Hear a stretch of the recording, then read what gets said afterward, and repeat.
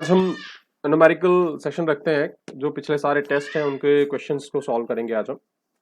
तो चलो, पहला क्वेश्चन जो हम स्टार्ट कर रहे हैं वो वेक्टर्स से है, स्केलर्स और वेक्टर्स की फॉर्म में से, जिसमें आपको डिफरेंट वेक्टर्स को ऐड करना, सब्ट्रैक्ट करना, उसमें से कुछ चीज़ें मैंने आपको नोट भी करवाई थी। जैसे आपके पास था मैक्सिमम नंबर ऑफ कंपोनेंट्स कितने होते हैं वेक्टर में, कितने में स्प्लिट कर सकते हैं, एक स्पेस में या एक प्लेन में कितने नंबर ऑफ रेक्टेंगुलर कंपोनेंट होते हैं, that we have already discussed earlier. So आज हम देखते हैं आपका पहला क्वेश्चन। आपका जो पहला क्वेश्चन है, जो स्केलर्स और वेक्टर्स में आपका न्यूमेरिकल प्रॉब्लम्स में से है।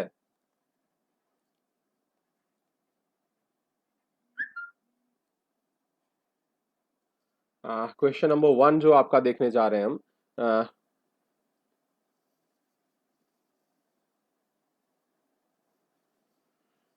पहला क्वेश्चन ये है कि आपके पास p vector plus q vector that is equal to p vector minus q vector है। ये आपको एक इक्वेशन गिवन है। आपको ये बताना है what is the angle between them, what is the angle.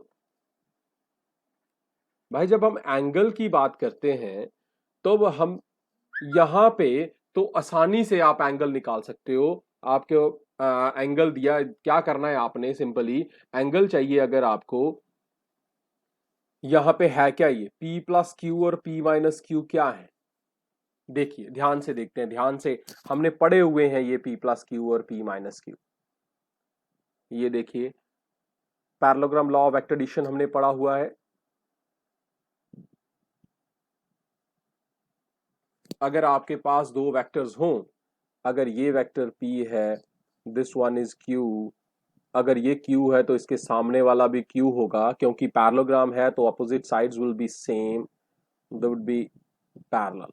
Parallel होंगी तो आपको पता है पैरेलल वेक्टर्स हैं तो इक्वल भी हैं, पैरेलल भी हैं, मतलब ये दोनों सेम होंगी, इनकी डायरेक्शंस भी सेम होंगी। तो अगर ये p वेक्टर है तो इसके सामने वाला भी p वेक्टर ही होगा। अब p वेक्टर है तो इन दोनों की डायरेक्शन सेम होगी, q वेक्टर है तो इनकी दोनों की डायमेंशन सेम होगी। अब p और q अगर आपके वेक्टर्स हैं तो एक वेक्टर जो है आपको ये इस तरह से ले लेते हैं, दूसरा डायगोनल, दो डायगोनल हो गए।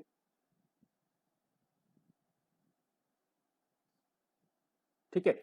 अब आपके पास p और q दोनों को अगर हम ऐड करते हैं तो ये थर्ड वेक्टर है आपका, यहां से निकल रहा है ये थर्ड वेक्टर p और q के बीच में। यहां देखो, इस और इस p को अगर हम ऐड करते हैं तो ये वाला वेक्टर मिलता है हमें p प्लस क्यू वेक्टर। क्यों? क्योंकि p वेक्टर इस तरफ जा रहा है, अगला वेक्टर इस तरफ जा रहा है, तो दोनों सेम ऑर्डर में है। बट थर्ड वाला जो आपका डायगोनल है वो इन दोनों के अपोजिट डायरेक्शन में आ रहा है, ऑर्डर सेम नहीं हो रहा है। तो इसका आपको पता चल गया, जो डायगोनल वन है, जो डायगोनल है वन, वो आपका बन गया p vector plus q vector. ध्यान से देखना, दूसरा देखो p वेक्टर। अब दूसरा डायगोनल देखना है, दूसरा डायगोनल है तो आपके पास ये p वेक्टर हो गया, ये दूसरा हो गया, ये q वेक्टर हो गया, ये p वेक्टर हो गया। अब p वेक्टर है, यहां q वेक्टर है, दोनों का ऑर्डर सेम नहीं है, दोनों का ऑर्डर सेम नहीं है। यहां पे p है और p के साथ ये इस ट्राइंगल को देखना, ये ध्यान से, triangle law of vector addition लगाओ। यहां पे p वेक्टर और दूसरा जो रिजल्टेंट वेक्टर है ये आपका p के तो सेम ऑर्डर में है, आगे से q है, तो इसे मैं आसानी से लिख सकता हूं कि अगर आपका p vector minus q vector, लिख सकते हैं ना ऐसे, क्योंकि Q आपका अपोजिट ऑर्डर में है, अपोजिट ऑर्डर में है तो उसको हम उल्टा करके लिख सकते हैं, तो Q प्लस P हो जाएगा, तो दैट विल बी माइनस हो जाएगा। सो ये आपका, अब ध्यान से देखना, ये डायगोनल नंबर 2 है। अब ध्यान से देखो, ये देखो, दोनों आपके जो वेक्टर्स हैं, ये जहां पे जो इक्वेशन बनी हुई है, यहां पे आपको गिवन है कि ये दोनों क्या है, इक्वल हैं, दोनों इक्वल हैं। और हमें पैरेललोग्राम लॉ से पता चल रहा है कि ये हैं क्या, they are representing the diagonals, they are representing the diagonals of a parallelogram. ये किसको रिप्रेजेंट कर रहे हैं, डायगोनल्स को रिप्रेजेंट कर रहे हैं पैरेललोग्राम का। और आपको पता है the angle between the diagonals अब डायगोनल्स के बीच में यहां पे अगर पैरेललोग्राम है तो इसका कोई रूल नहीं है कि वहां पे एंगल्स कितना होगा, ऐसा कोई रूल है? कोई भी इंटरसेक्शन रूल नहीं है। तो आपके पास जो आंसर्स थे वो आंसर्स थे आपके 0 डिग्री, 90 डिग्री, 180 डिग्री, और एक लास्ट आंसर था कि that can be between 0 degree and 180 degree. So this would be your answer, क्योंकि जो पैरेललोग्राम है, पैरेललोग्राम के डायगोनल्स जरूरी नहीं है, वो स्पेशल केसेस होते हैं जब आपके पास पैरेललोग्राम स्क्वायर की फॉर्म में हो, वो स्पेशल केस है कि वो एक दूसरे को परपेंडिकुलर होता है, तो वो वैल्यू भी तो 0 और 180 के बीच में आती है। अदरवाइज पैरेललोग्राम के डायगोनल जो हैं वो सेम एंगल्स पे या किसी पर्टिकुलर एंगल पे एक दूसरे को कट नहीं करते हैं भाई। ये आपका एक कंसेप्ट आ गया। दूसरा आपके पास क्वेश्चन था, ये क्वेश्चन था, हाँ भाई बच्चे ये समझ आया पहला क्वेश्चन आपको? आया बच्चे? तो आप ध्यान से देखना, आप जब प्रैक्टिस करते जाएंगे, जैसे जैसे हम प्रैक्टिस करते जाएंगे ऐसे ऐसे आपको आगे समझ आता जाएगा। अब दूसरा क्वेश्चन जो है वो ये है कि what is the angle between i plus j, ये आपके ऑर्थोगोनल ट्रायड्स हैं, plus k unit vector and i unit vector. ये एक वेक्टर ये है, दूसरा वेक्टर ये है, ठीक है। पहले वाले वेक्टर में तीनों कंपोनेंट्स हैं आई जे के, और दूसरे वाले में सिर्फ आई कंपोनेंट है। आपने निकालना है, फिर से निकालना है एंगल। जब दो वेक्टर्स दिए हों सिंपल डायरेक्शन में, कंपोनेंट्स की फॉर्म में, तो उनके बीच में एंगल निकालने का सिंपल तरीका क्या है? उनके बीच में ले लो डॉट प्रोडक्ट, उनके बीच में ले लो डॉट प्रोडक्ट। बच्चे डॉट प्रोडक्ट आपको पता है, अगर आपके पास इसे मान ले हम ए वेक्टर, इसे मान ले हम बी वेक्टर, तो A vector dot B vector किसके बराबर होता है? Magnitude of A magnitude of B into cos of angle theta between them, यही होता है। चलिए करते हैं। हमें क्या चाहिए? हमें चाहिए कॉस थीटा। तो कॉस थीटा किसके बराबर हो जाएगा? A vector dot B vector upon magnitude of A magnitude of b. चलिए अब ए वेक्टर डॉट बी, इन दोनों को डॉट प्रोडक्ट कर लो, क्या हो जाएगा बेटा? आई को आई से मल्टीप्लाई करेंगे तो कितना? आई डॉट आई क्या होता है? 1, क्योंकि सिंपल तरीका है डॉट प्रोडक्ट का कि जो भी आई जे के कंपोनेंट्स हैं उनके कोफिशिएंट्स को मल्टीप्लाई कर दो along with their signs। तो आई का कोफिशिएंट 1, आई का कोफिशिएंट दोनों में 1 है, 1 इंटू 1 1 हो जाएगा, प्लस अब जे का कोफिशिएंट इधर 1 है उधर 0 है, 0 हो जाएगा। के का कोफिशिएंट 1 है उधर 0 है, 0 हो जाएगा, divided by the magnitude of A. अब ए का मैग्नीट्यूड देखो क्या है, मैग्नीट्यूड क्या है ए का? ए का मैग्नीट्यूड आपका बन गया, आसानी से बन गया। क्या बन गया? मैग्नीट्यूड मैंने आपको बताए हुए हैं, क्या होते हैं magnitude? Sum of squares of coefficients and the root. Coefficients I J K A में आई का कोफिशिएंट 1, जे का कोफिशिएंट 1, के का कोफिशिएंट 1, तो स्क्वायर करो, सबके स्क्वायर कर दिए, ऐड करो, ऐड कर दिया, रूट ले लो, ये आ गया पहले का magnitude into multiplied by the coefficient of other. Other कौन है? सिर्फ आई है, आई का कोफिशिएंट 1 है, 1 का स्क्वायर का रूट, ये 1 ही हो जाएगा, ठीक है। तो ऊपर आ गया न्यूमरेटर में 1 divided by 1 plus 1 plus 1 divided by root 3। So you got cos theta is equal to 1 by root 3। आपका आंसर आ गया है, ये आपका कंपोनेंट बन गया यहां पे। और बच्चे अगर cos थीटा की वैल्यू अगर ऐसे देखें तो कोई भी पर्टिकुलरली कोई भी वैल्यू हमें नहीं मिलती है। अब आंसर जो दिए गए हैं बेटा वो क्या क्या है? दैट आंसर इज π/6 है पहला, दूसरा है π/4, तीसरा है π/3 और लास्ट वन है नन, नो वन। डन। तो ना तो π/6 हो गया बच्चे 30 डिग्री, π/4 हो गया 45 डिग्री और π/3 हो गया 60 डिग्री। और हमें इनकी वैल्यूज पता है, इनमें से किसी की भी वैल्यू जो है वो 1/√3 नहीं होती, तो हमारे पता है आंसर। तो हमें तो 1/√3 किसी की वैल्यू नहीं होती है, हमें तो थीटा चाहिए था। थीटा बच्चे अगर इसका निकालेंगे तो 1/√3 का that is around about 54.7 degree, 55 degree के आसपास होता है। तो ये आंसर में हमारे है ही नहीं है, so that is none of it. तो पता लग गया कैसे निकालना है हमने डॉट प्रोडक्ट। कैसे निकालना है थीटा? तो अगर सिंपल आपके पास दो वेक्टर हैं, आप उनका डॉट प्रोडक्ट निकालो, डॉट प्रोडक्ट से कॉस थीटा मिल जाएगा और कॉस थीटा से आपको पर्टिकुलर वैल्यू मिल जाएगी। ठीक है बच्चे, तो ये था आपका एक क्वेश्चन। अगला क्वेश्चन देखते हैं। हमारे पास अगला क्वेश्चन है कि दो वेक्टर, फिर से इक्वेशन दी गई है, P प्लस क्यू इक्वल है P vector minus Q vector के। मैग्नीट्यूड की बात नहीं हो रही है यहां पे, कोई मैग्नीट्यूड की बात नहीं हो रही है, यहां पे बात हो रही है कि दोनों वेक्टर्स का सम बराबर है। अब आपने बताना है कि दिस इज ट्रू, इसकी वैलिडिटी बतानी है, कब कब ट्रू है। आपको ऑप्शंस क्या दिए हैं? When P is equal to 0, when Q is equal to 0, neither P and Q 0 and none of the above. ठीक है, ये आपको आंसर दिया, आपने इनमें से चूज करना है। अब देखते हैं, इसको सिंपल करो, सिंपलीफाई करो बेटा। सब कुछ एक साइड ले आओ, सब कुछ एक साइड ले आओ, तो हो जाएगा P vector minus P vector plus Q vector, इस वाला उधर वाला प्लस माइनस था, इधर आके प्लस हो जाएगा, दैट इज इक्वल टू 0। यही हो जाएगा ना, सारा एक तरफ आ जाएगा। तो P और P कट गए, Q प्लस Q क्या हो गए? 2Q is equal to 0। तो इसे हम आसानी से लिख सकते हैं ना कि Q vector is equal to 0। So Q vector is equal to 0। तो ये कौन सा आंसर आ गया? Q वेक्टर हो गया 0। तो ये वाली टर्म तभी बराबर होगी जब Q वेक्टर किसके बराबर हो जाएगा? 0 हो जाएगा, 0 नल वेक्टर के बराबर आ जाएगा। ठीक है बच्चे, ये समझ आया आपको क्वेश्चन? तो ये था आपका एक क्वेश्चन, ये था। ठीक है बेटा, ये ऐसे ऐसे क्वेश्चन आपको दिए थे मैंने। चलो कोई बात नहीं, अब आसान ही है, प्रैक्टिस चाहिए इनमें से थोड़ी ना, थोड़ी थोड़ी प्रैक्टिस करनी पड़ेगी, कोई बात नहीं है, हो जाएगा ये सारा आपका। अब अगला नेक्स्ट क्वेश्चन है आपका। नेक्स्ट क्वेश्चन आपके पास आया था स्ट्रीम्स में से, कि आपके पास क्वेश्चन क्या है नेक्स्ट।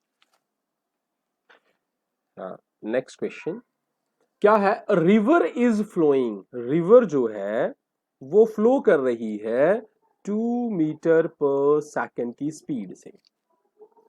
ठीक है, a man can swim in still water, एक मैन है, बंदा है, वो स्टिल वाटर्स में, जब कोई चीज फ्लो ना कर रही हो, स्टिल वाटर में मूव करता है 4 मीटर पर सेकेंड की स्पीड से। वो रिवर में, रिवर की बात नहीं कर रहा, वो ऐसे पॉन्ड की बात कर रहा है या स्विमिंग पूल की बात कर रहा है। At what angle to the bank of the river should he start swimming? आपको बताना है कि एंगल, मैंने आपको एक्सप्रेशंस बताई थी इसकी, आपने एंगल फाइंड करना है। To the bank of the river should he start swimming, वो स्विम करना स्टार्ट करे, so that he may cross the river in shortest possible distance. तो मैंने आपको ये बताया था शॉर्टेस्ट पॉसिबल डिस्टेंस का रिलेशन, पॉसिबल डिस्टेंस। तो शॉर्टेस्ट पॉसिबल डिस्टेंस निकालना है आपको, जब आपको वो निकालता है। चलिए देखते हैं आपका क्वेश्चन, बड़ा ही आसान क्वेश्चन है, ज्यादा टफ नहीं है, मैंने पहले भी आपको ये करवाया हुआ है।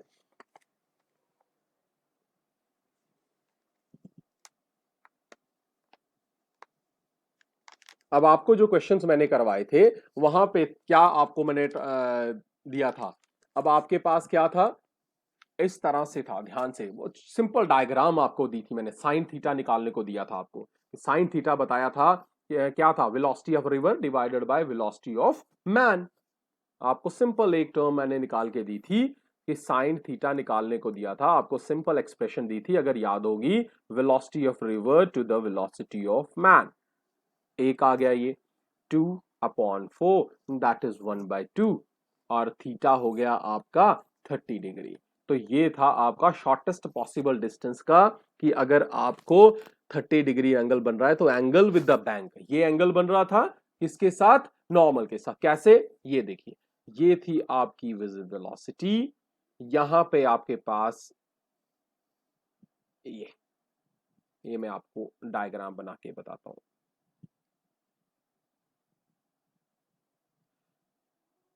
ये एंगल थीटा है, ये आपकी वेलोसिटी u है, ये आपकी वेलोसिटी v है, ये आपका रिजल्टेंट दिस वन, ये नीचे की तरफ जा रही है, आप बैंक के साथ जा रहे हो। r क्या है? आपका रिजल्टेंट है। ठीक है, u जो है, u ये जो हम इस u को हम क्या लेके चल रहे हैं, uv जो है that is the velocity of man. आप यहां से बंदा जो है वो a से b की तरफ जा रहा है, एंगल बना रहा है वो यहां पे थीटा, यहां थीटा एंगल बना रहा है, हमें निकालना है ये वाला एंगल, ठीक है, हमें ये वाला एंगल चाहिए। अभी हम ये थीटा वाला एंगल, क्योंकि बेस एंगल तो थीटा ही है, बेस एंगल ही निकाल सकते हैं, एक्स तो हम डायरेक्टली नहीं निकाल सकते। ये जो v है that is the velocity of river. So we are और हमें वी एम के बीच में एंगल चाहिए, तो हमें निकालना पड़ेगा। अगर ये थीटा निकाल सकते हैं, ये तो हमें पता है कि यहाँ पे 90 डिग्री बन रहा है। अगर हमें ये वाला थीटा मिल जाता है तो उसे 90 कर देंगे। हमें थीटा मिल गया, थीटा मिल गया तो x कितना हो गया बेटा, 90 माइनस 30 कितना हो गया, 60 डिग्री। हमें निकालना क्या था, you have to find the angle between the person and the bank. Bank कौन है, ये देखो बीसी, बीसी बैंक है। आप ए पॉइंट पे हो अक्रॉस द बैंक, दूसरे साइड पे आपने सी पे जाना है, लेकिन अब सी पे डायरेक्टली नहीं जा रहे हो, आप एक एंगल बनाते हुए जा रहे हो, क्योंकि आपकी जो रिवर है वो डाउन स्ट्रीम है, इस तरफ चल रही है। तो धीरे धीरे आप उसी तरफ जाओगे, तो आपको बताना है कि कितना एंगल बना के आप जाओगे। तो आपने सिंपल, मैंने आपको बताया था कि शॉर्टेस्ट पॉसिबल डिस्टेंस के लिए आपने एंगल निकालना हो तो निकालना है साइन थीटा। साइन थीटा मैंने आपको बताया था रेशियो होती है velocity of river to the velocity of the man. और ये थीटा जो होता है दैट इज द, ये किसके बीच में है, ये थीटा जो होता है ये मैन और रिजल्टेंट के बीच का एंगल है।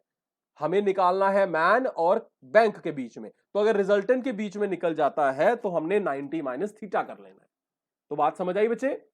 अगर आपके पास ऐसे क्वेश्चन आते हैं तो आपने इस तरह से करना है। So you are going to have a 60 degree of that angle. 30 आपने निकाल दिया और 60 डिग्री हो गया बैंक। और किस तरफ जा रहे हो आप, अप स्ट्रीम जा रहे हो, क्योंकि हम इस तरफ जा रहे हैं, अप स्ट्रीम की तरफ जा रहे हैं, ठीक है, अप स्ट्रीम। ये आपकी कहां जा रही है, ये इस तरफ जा रही है।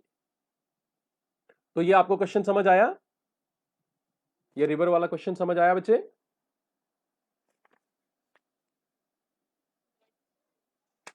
हाँ बच्चे, इसको फिर से एक बार देख लेना।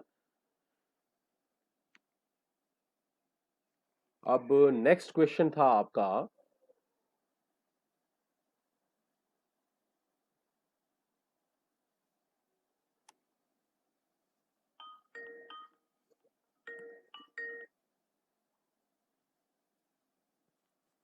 हाँ, P क्रॉस Q और Q cross P, P cross Q और Q क्रॉस P जो है, what is the angle between P cross Q and Q cross P? बड़ा ही आसान है क्वेश्चन। क्या है, P वेक्टर है एक, एक Q वेक्टर है, दोनों का क्रॉस प्रोडक्ट है। दूसरा Q वेक्टर है और P वेक्टर है, इनका क्रॉस प्रोडक्ट है। आपको बताना है कि इनके बीच में एंगल क्या है। क्या एंगल था बच्चे इनका? अब देखो, P वेक्टर होगा, Q वेक्टर होगा, हमें मैग्नीट्यूड से कोई लेना देना नहीं है। तो आपको पता है कि P वेक्टर और Q वेक्टर जो है, इनकी प्रॉपर्टी है ना, P क्रॉस Q ये एंटी कॉम्यूटेटिव होते हैं। Q vector cross P vector minus, साथ में माइनस आता है, A cross B is equal to minus B cross A, property of cross product पड़ी हुई है। माइनस कब आता है, जब डायरेक्शन क्या हो, अपोजिट डायरेक्शन हो वेक्टर की, क्या हो, अपोजिट डायरेक्शन हो। सिर्फ ध्यान लो, अब मैग्नीट्यूड अगर ले लूं तो ये बराबर हो जाएंगे, सिर्फ डायरेक्शन अपोजिट है, इसका मतलब है ये पैरेलल एक ही लाइन के अक्रॉस है, बट मतलब ये एंटी पैरेलल वेक्टर्स हैं। तो एंटी पैरेलल वेक्टर्स हैं तो एंगल कितना हो जाएगा, 180 डिग्री। कितना एंगल हो जाएगा, 180 डिग्री। मतलब इन दोनों के बीच में एंगल कितना हो जाएगा, 180 डिग्री, मतलब ये अपोजिट डायरेक्शन में है। तो ये कैसे पता चला मुझे, क्योंकि दोनों वेक्टर्स थे, हमें पता है कि ये प्रॉपर्टी है वेक्टर्स की कि A cross B is equal to minus B cross A होती है, और माइनस साइन का मतलब है कि डायरेक्शन जो है वो अपोजिट है। माइनस साइन के बगैर डायरेक्शन जो है वो अपोजिट नहीं बनती है। ठीक है भाई, ये इस तरह से आपके पास क्वेश्चन आ गया। हाँ,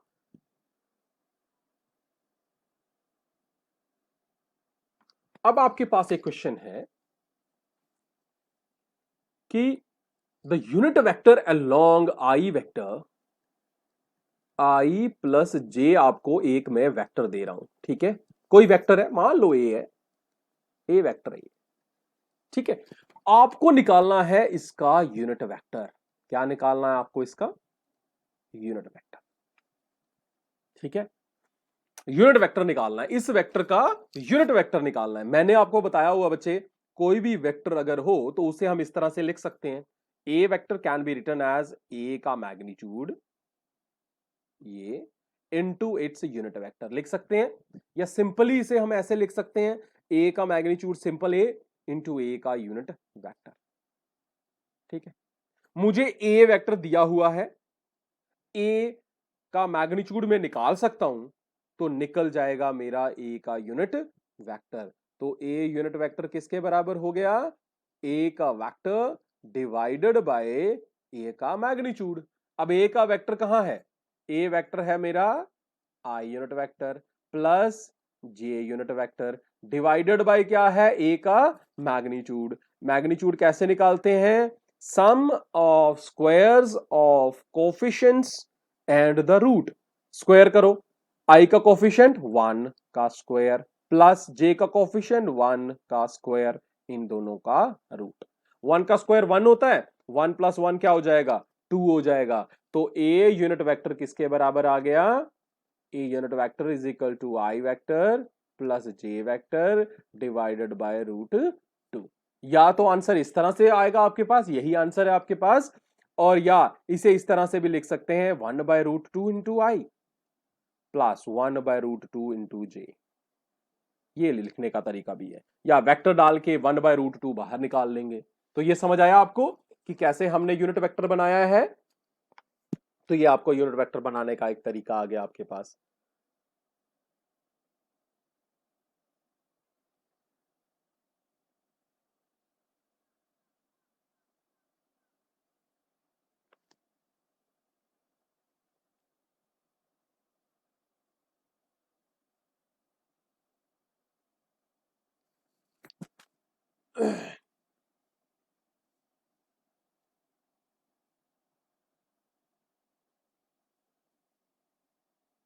अब अगला क्वेश्चन है आपका, what is the angle between P vector plus Q vector and P vector cross Q vector? ठीक है, पहले बात करते हैं क्रॉस प्रोडक्ट की। आपको पता है जब भी क्रॉस प्रोडक्ट किया जाता है तो उसका जो रिजल्टेंट होता है, उसका जो रिजल्टेंट होता है, मान लीजिए वो ए, यहां पे ए वेक्टर है। ठीक है, यहां पे रिजल्टेंट मान लिया, या आर ही मान लेते हैं, रिजल्टेंट आर वेक्टर है। आर वेक्टर जो रिजल्टेंट होता है दैट इज म्यूचुअली परपेंडिकुलर, या सिंपली आप लिख सकते हो that is perpendicular to both,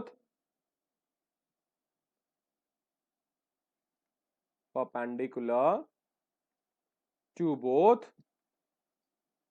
P and Q।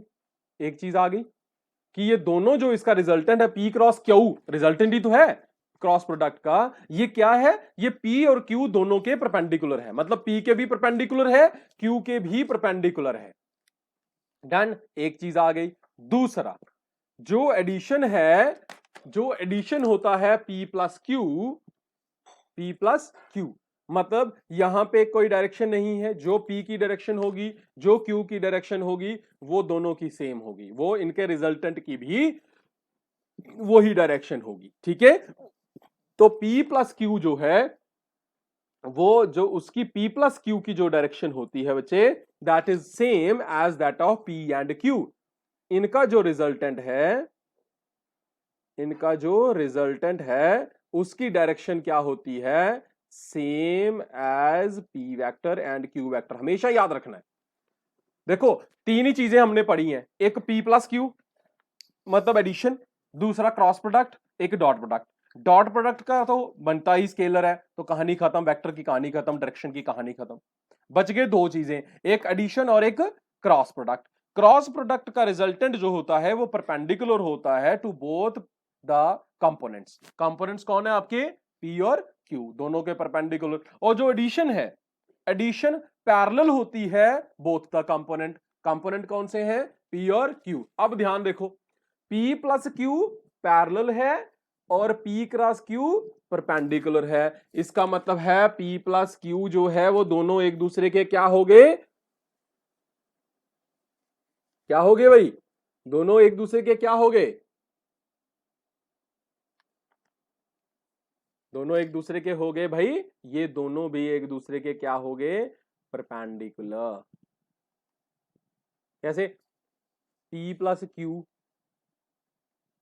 P plus Q की डायरेक्शन है भाई ये, क्यों, क्योंकि ये डायरेक्शन P की भी है और Q की भी है। P क्रॉस Q इन दोनों के परपेंडिकुलर है, P क्रॉस Q क्यों है, क्योंकि P क्रॉस Q जो है वो P और Q दोनों के परपेंडिकुलर है। तो P, ये P प्लस Q की डायरेक्शन, ये हो गई P क्रॉस Q की, ये दोनों क्या हो गए, एक दूसरे के परपेंडिकुलर हो गए। तो एडिशन एंड मल्टीप्लिकेशन, और कौन सा multiplication, cross vector product of same vectors is perpendicular to each other, is perpendicular to each other. So ये आपका एक क्वेश्चन आ गया, बड़े इंपॉर्टेंट क्वेश्चन है, इन्हीं के बेसिस पे आपके पास क्वेश्चंस बनते हैं जब आप कोई क्वेश्चन करते हो।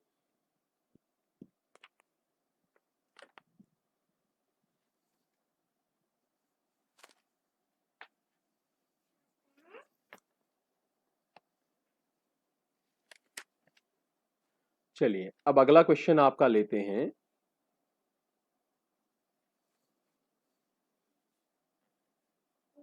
अब आपने मुझे बताना है कि मैं कुछ आपको क्वेश्चंस पूछ रहा हूं, कुछ स्टेटमेंट्स आपको बता रहा हूं, उनमें से कौन सी स्टेटमेंट्स ट्रू है, कौन सी फॉल्स है। विच of the following is not the characteristic of, displacement के लिए आपने मुझे बताना है। डिस्प्लेसमेंट आपने पढ़ी हुई है, शॉर्टेस्ट पॉसिबल डिस्टेंस, ठीक है। आपने मुझे बताना है इसके लिए कौन सी स्टेटमेंट जो है वो गलत है। नंबर वन, इसका मैग्नीट्यूड भी होता है, it has magnitude plus direction, ठीक है सारे। दूसरा, इसे हम ज्योमेट्रिकली रिप्रेजेंट कर सकते हैं। तीसरा, ये हमेशा पॉजिटिव होती है। चौथी,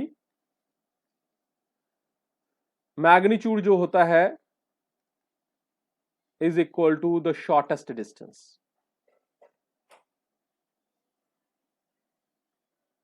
चलिए अब बताइए इनमें से कौन सी स्टेटमेंट गलत है। This is positive always. तो देखो मैग्नीट्यूड एंड डायरेक्शन होता है क्योंकि ये वेक्टर है, ठीक। दूसरा, geometrically yes we can draw displacement, हम ज्योमेट्रिकली बना सकते हैं। चौथे पे जाओ, magnitude is equal to shortest distance, बिल्कुल यही होता है। पॉजिटिव ऑलवेज, ये गलत है, क्यों, because your displacement can be positive.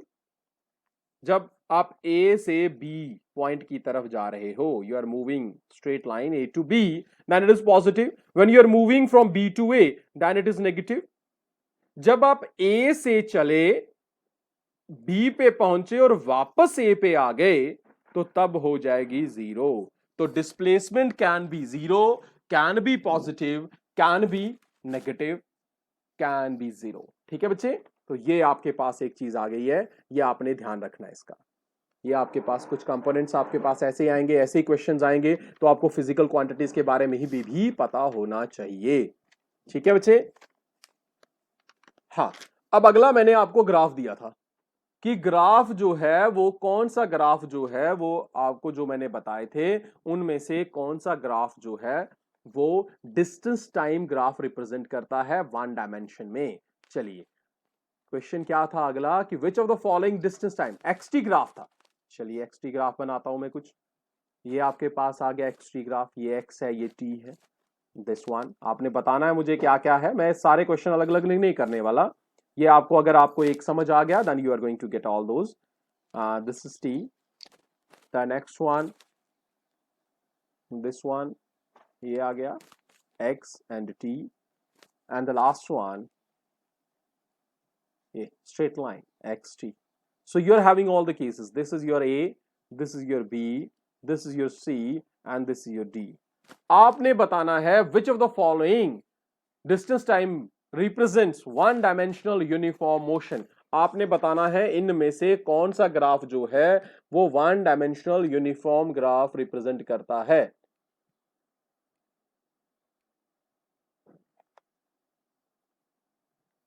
कौन सा है भाई इनमें से ग्राफ? जल्दी से बताओ।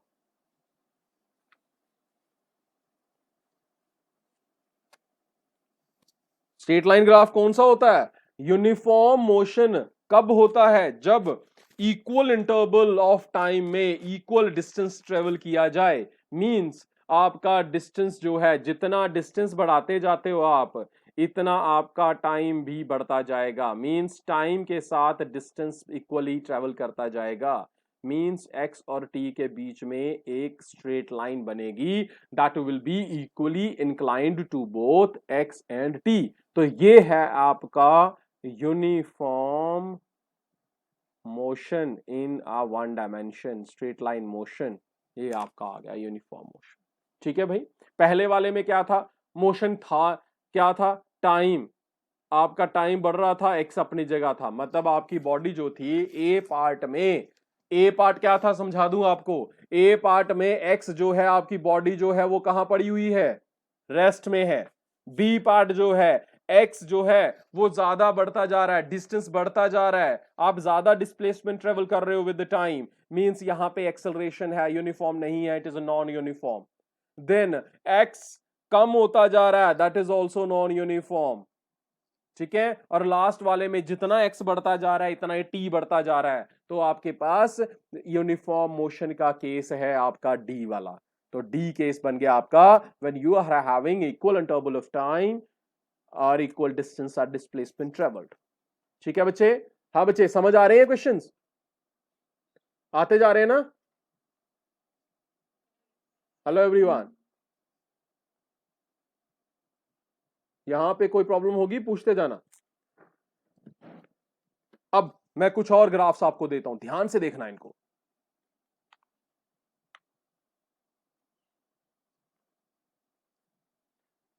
फिर से बताना है आपने कौन सा ग्राफ यूनिफॉर्म है, ध्यान से। एक्स टी ग्राफ ही है।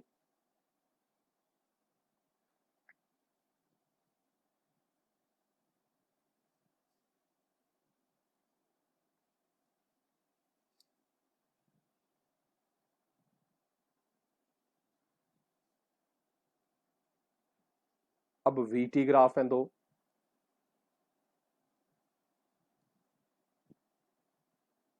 दो एक्सटी ग्राफ हैं आपके पास, दो वीटी ग्राफ्स हैं। आपने बताना है कि कौन सा ए, बी, सी या डी, इन चारों में से कौन सा यूनिफॉर्म मोशन है भाई? कौन सा मोशन है यूनिफॉर्म? ध्यान से। कौन सा? Very good. और बच्चे? हाँ ठीक। पहले वाला देखो, पहले में विद डिस्टेंस पहले इंक्रीज हुआ, फिर कांस्टेंट हो गया, फिर उसके बाद डिक्रीज हो गया, तो पहला यूनिफॉर्म नहीं है। दूसरे में इनिशियल पॉइंट आपका ओरिजिन से ऊपर है, कोई इशू नहीं है, उसके बाद इक्वल डिस्टेंस ट्रेवल हो रहा है इक्वल इंटरवल में, ये यूनिफॉर्म है। नेक्स्ट वेलोसिटी की बात कर रहे हैं, वेलोसिटी पहले बढ़ी फिर कांस्टेंट हुई, ये यहां पे जाके यूनिफॉर्म हो रही है ना, सिर्फ इस पॉइंट से एक्स से लेके वाई पॉइंट तक, और आगे पीछे उसमें कोई यूनिफॉर्मिटी नहीं है, तो ये भी गलत। अगले वाले में वेलोसिटी बढ़ती जा रही है जैसे टाइम बढ़ता जा रहा है। ये लास्ट वाला केस कौन सा है?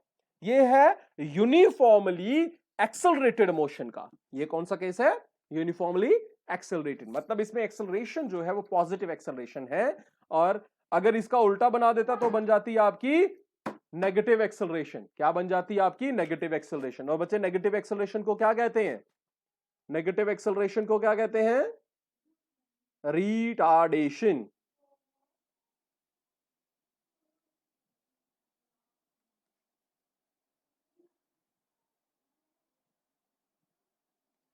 ठीक है, ये आपके टॉप अगला टर्म था। अब ग्राफ्स वाले क्योंकि बड़े सारे क्वेश्चन आते हैं, अब आपको बताना है कि which of the following VT graph is not possible. Possible नहीं है ग्राफ ये वाला। मैं दो क्वेश्चंस को, एक दो क्वेश्चंस को इकट्ठा ही कर रहा हूं। ये वीटी है,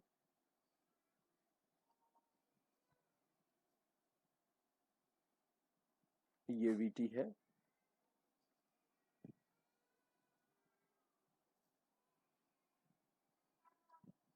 ये वीटी है,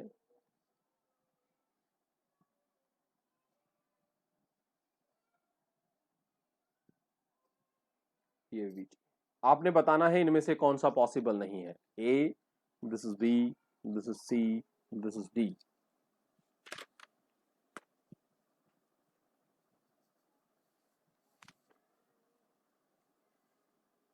कौन सा पॉसिबल नहीं है?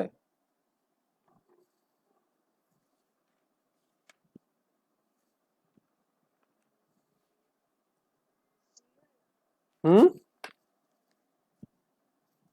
कौन सा वाला? अच्छा, हाँ जी, नेक्स्ट। और कोई?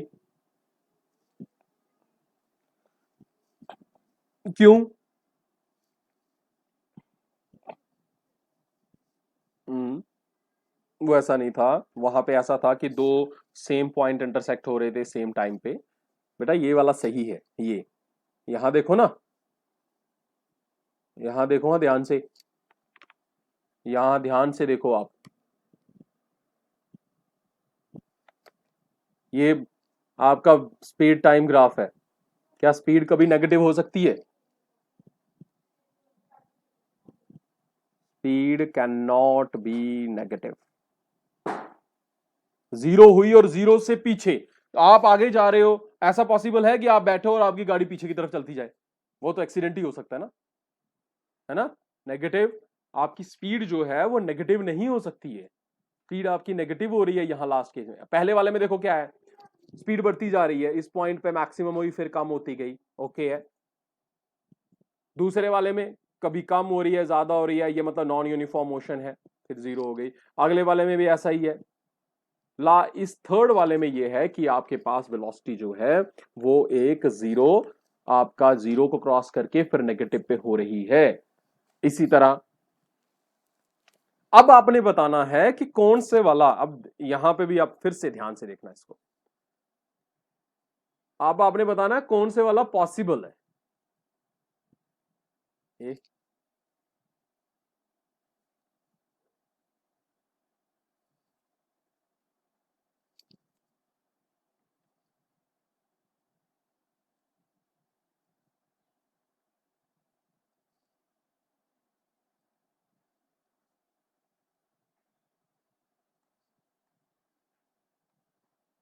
ए, बी, सी एंड डी। मुझे बताओ कौन से वाला पॉसिबल है?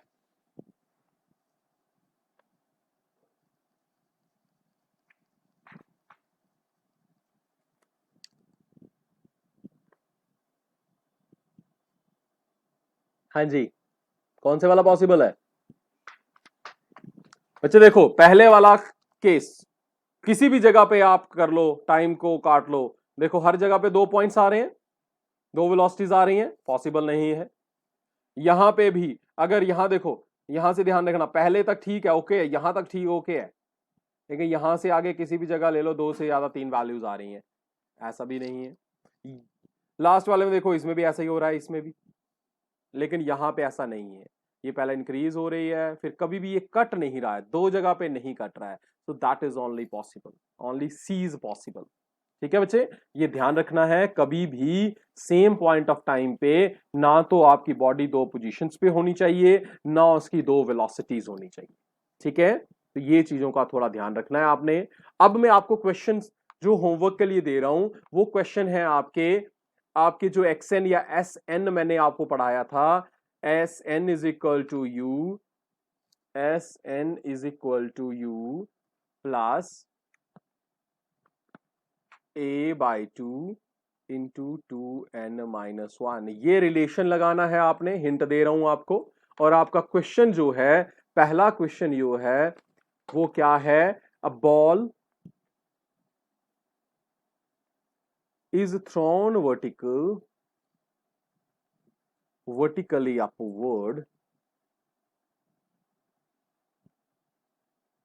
vertically upward with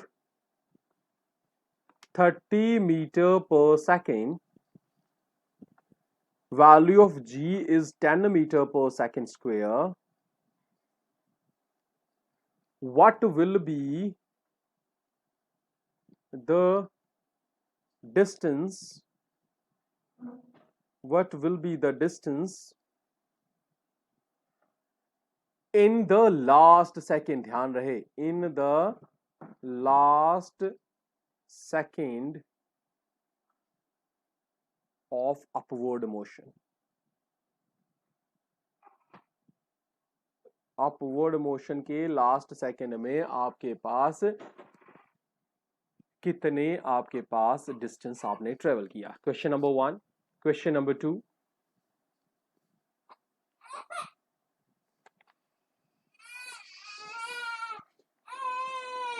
इस वाले क्वेश्चन में आपको एक तो ये मैंने हिंट दे दिया, आपको ये आपके पास आना ही आना है, ठीक है। और दूसरा इसके साथ आपने रिलेशन निकाल लेना है, टाइम निकालने के लिए यूज कर लेना है इनिशियल वेलोसिटी, या जिसे आप यू लिख सकते हो, यू अपॉन ए, ठीक है। यहां से आपको टाइम निकालने के लिए यहां पे एक और चीज लगा लेना, U upon A. U upon A निकाल के टाइम लगाओगे, फिर टाइम आपके पास यहां पे टाइम यूज करोगे, फिर आपको मैंने एक्सप्रेशन ये दे दी। ये दो चीजें आपने लगानी है इसमें। और नेक्स्ट वाला क्वेश्चन जो आपको मैं बता रहा हूं, उसमें सिर्फ आपने ये एस एन वाला टर्म लगानी है।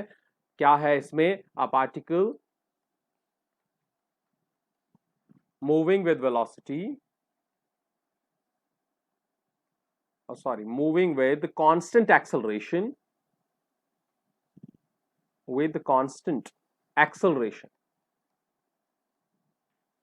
constant acceleration है, और covers 30 मीटर, 30 मीटर कवर कर देता है, 30 मीटर कवर करता है in the third second, in third second. It covers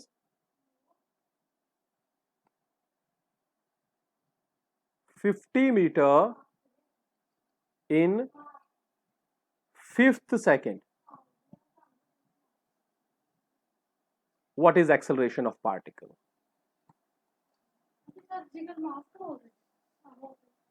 What is acceleration of particle? ठीक है, ये आपने दो क्वेश्चन करने हैं, ये आपका होमवर्क है। इसके साथ ही आज का इतना ही रखते हैं। Thank you for watching my channel. Please subscribe and share and also press the like button that is down here.